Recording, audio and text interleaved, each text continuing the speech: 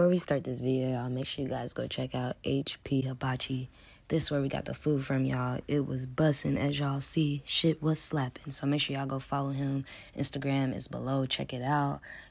Yeah, let's get it. What is up, you guys? It's Faith Bria coming back at you again with another video. And today, you guys, we got a special guest with us today. Hi, my love. Peeps. Oh, my bad. No. You good. Go ahead and introduce yourself. Let them know. Hi, my loves. It's me, Troyce. I have a YouTube channel called TROYCETV, and you guys should check it out. Yeah, we're here to enjoy some bomb-ass seafood, talk about some crazy topics that a lot of people are too scared to talk about. We finna get into it. Are you finna get into some things? Can I cuss? Yeah, we can curse. Oh my god, fuck.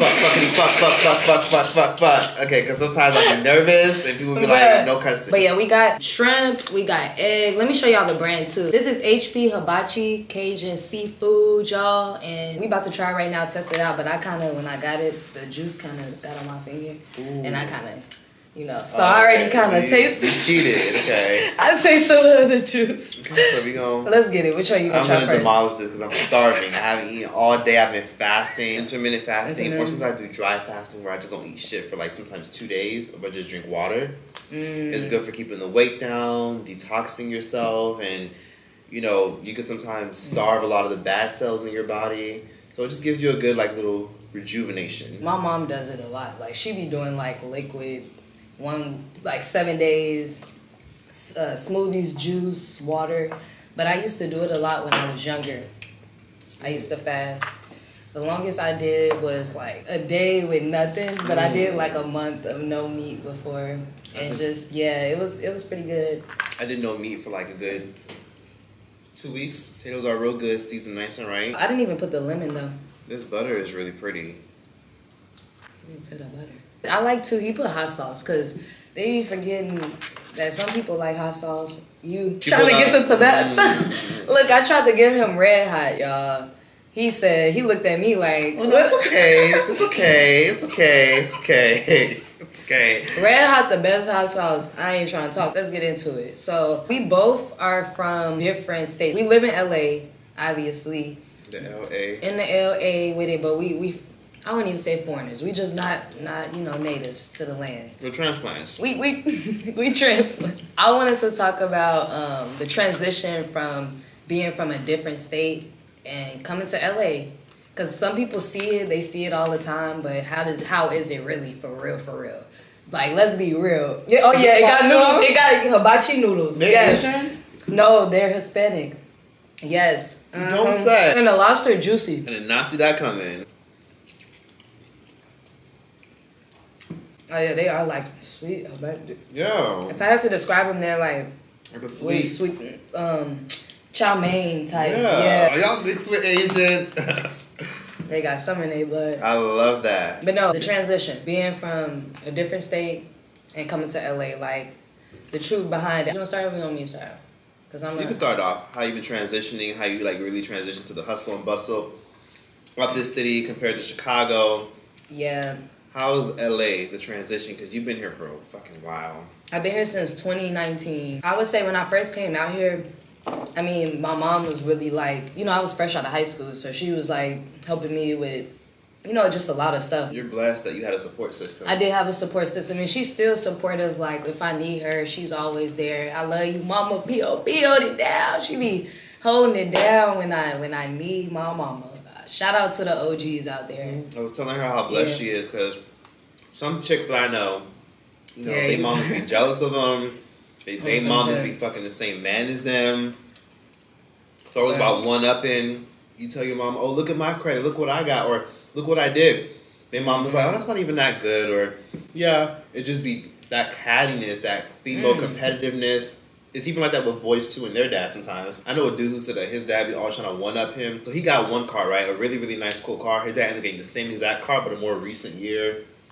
What? Little weird, petty shit like that. That's crazy. I didn't know. I mean, obviously the men probably do it too, but I hear that more with like women. You know, so it gets real, and that's why I say you're very blessed to have a mom that has your back, that's cool, and that it motivates you. I'm grateful, I'm blessed. Shout out to my mama. I feel like I was telling them too, everything has its like pros and cons, and you know, it's good side, and you know, it's the yin and the yang, so it's not all just butterflies and stuff. Like, we went through a journey to get to where we are, for real. So I'm grateful. So even if you have problems, like, with your parents and stuff, like, I would say don't give, unless they on some, because some parents really not good parents on some shit, though. Like, I'm not even the type of person that be like, love, you know, you gotta know. They did their best. Some people, really, they shouldn't have been parents. But some people who do have, you know, a good mother-daughter relationship, they'll sometimes project their, you know, issues onto you, where they'll be like, oh, well, you know, me and my mom are cool, or, well, that's still your mom, because I couldn't imagine if I didn't have my mom. Right. And it's like, bitch, did you not know that some people's moms be, like, letting their daughters get molested?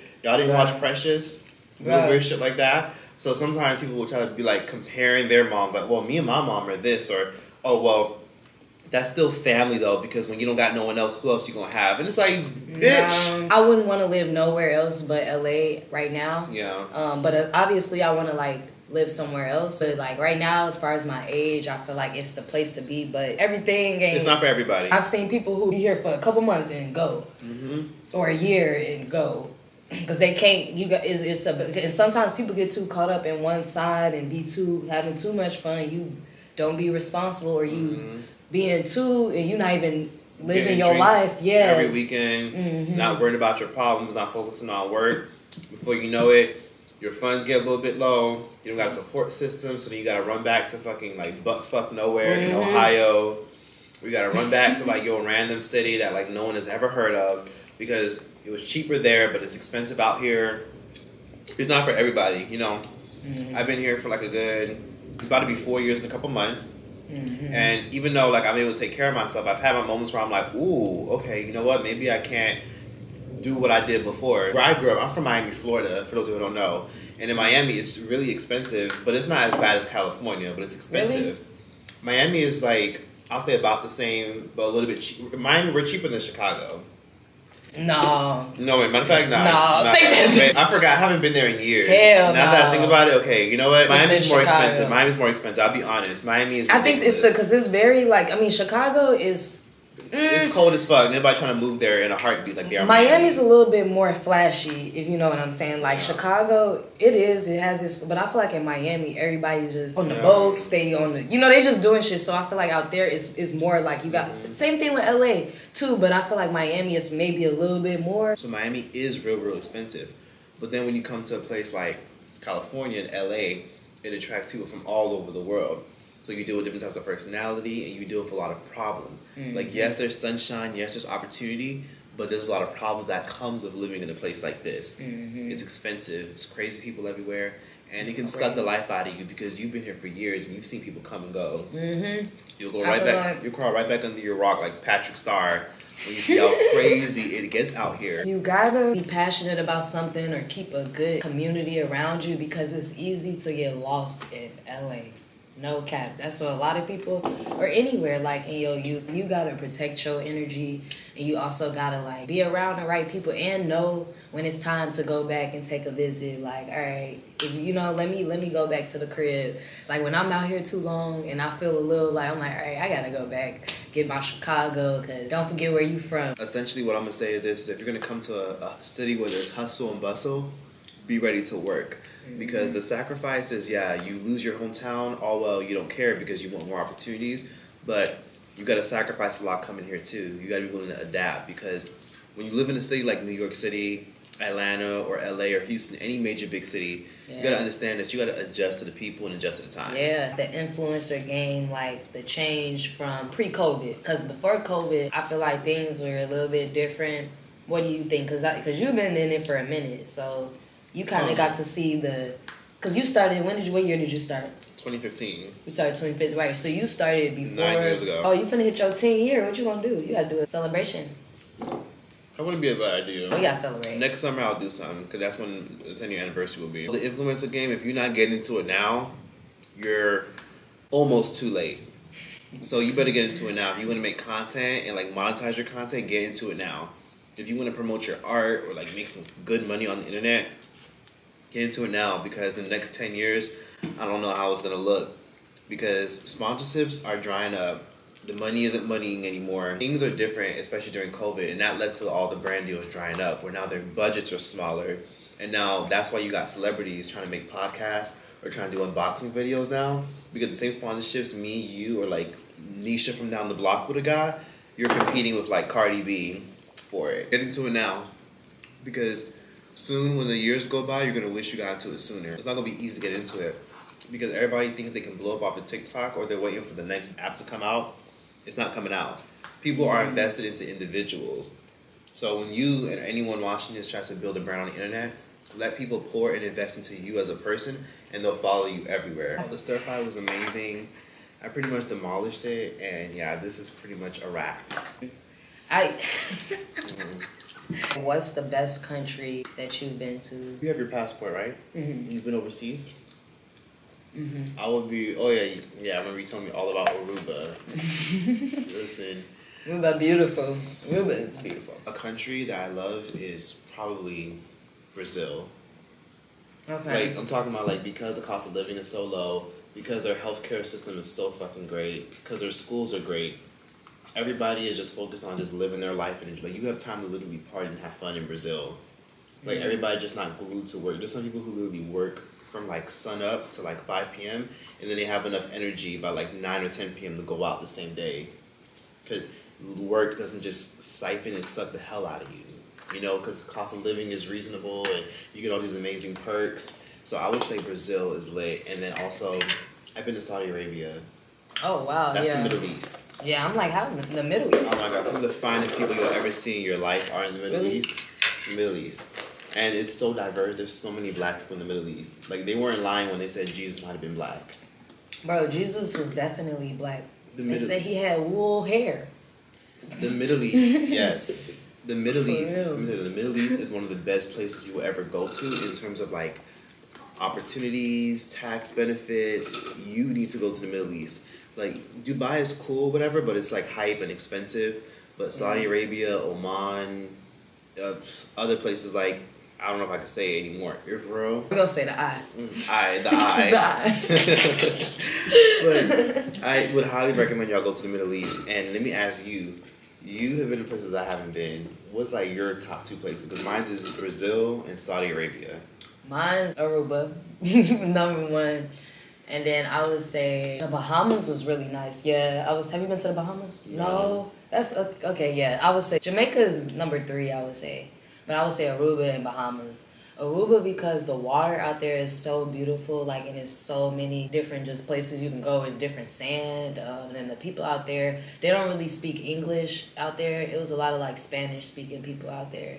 But it was just beautiful. It gave like a real like Middle East type of vibes, even though it's not even in the Middle East. It's more like in the Caribbean. And then I would say the Bahamas. The people out there are cool, and it's also black people out there. And they show you a lot of love. Not just ski the first time out there. Okay, the last thing I want to talk about is generational curses and what that looks like and how can you overcome it and do we go through it? I'll be real. Some of y'all need to let that hurt go. Sometimes when you don't go through childhood trauma and heal from it, you can't have room to be blessed. Like, a lot of y'all who go through stuff and heartbreak, or if you know someone that's like mean and nasty or always bitter or angry and their life isn't always going right, that's because they keep holding on to stuff that they need to release. You don't have space for positive things in your life, so you hold on to all the negative things in your past. And that's why you always attract bad people, the same kind of the same kind of women, the same kind of women, the same kind of men, the same kind of friends. Let that hurt go. Move on. Learn to just be able to be like, I love you, access denied, I learned my lesson, I don't resent you no more, but take care.